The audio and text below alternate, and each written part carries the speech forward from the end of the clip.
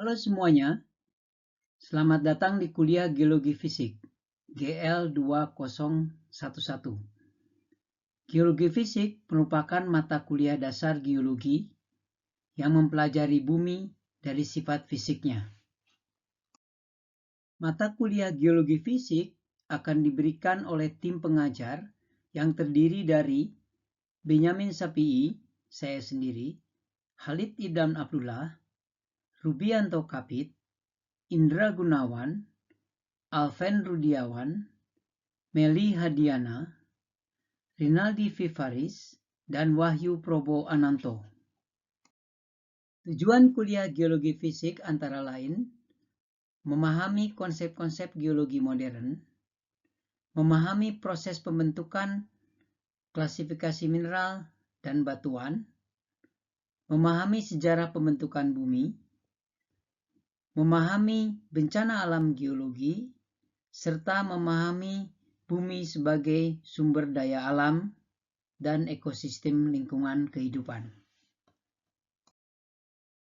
Sebelum mulai kuliah, saya akan menjelaskan silabus kuliah Geologi Fisik. Geologi Fisik akan terdiri dari 13 modul, 2 ujian, yaitu ujian tengah semester dan ujian akhir.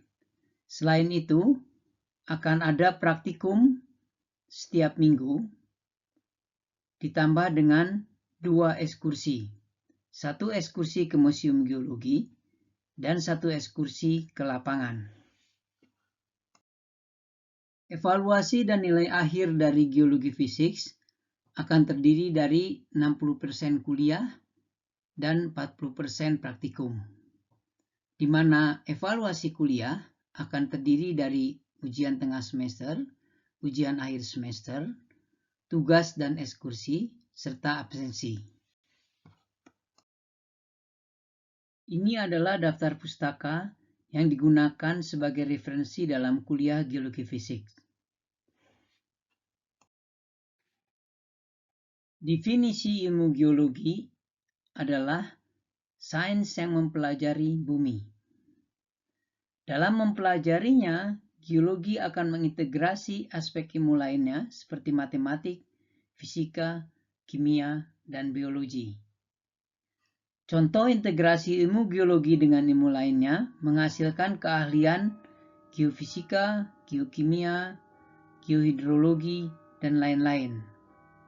Sedangkan geologi fisik adalah bagian dari ilmu geologi yang mempelajari batuan atau materi dari bumi dan proses pembentukannya. Ini adalah piramida ilmu geologi yang memperlihatkan interaksi ilmu geologi dengan ilmu lainnya seperti kimia, biologi, dan fisika. Misalnya, geologi dan kimia akan menghasilkan geokimia, geologi dan fisika akan menghasilkan geofisika, geologi dan biologi akan menghasilkan paleontologi. Selain itu, geologi juga mempunyai keahlian-keahlian bidang lainnya seperti geologi struktur, geologi lingkungan, maupun geologi teknik.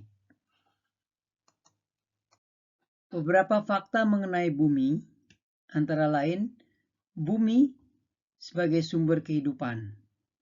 Bumi adalah planet yang aktif dan bersifat katastrofik atau dynamics.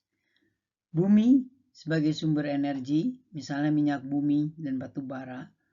Bumi sebagai sumber air untuk kehidupan, irigasi, maupun energi.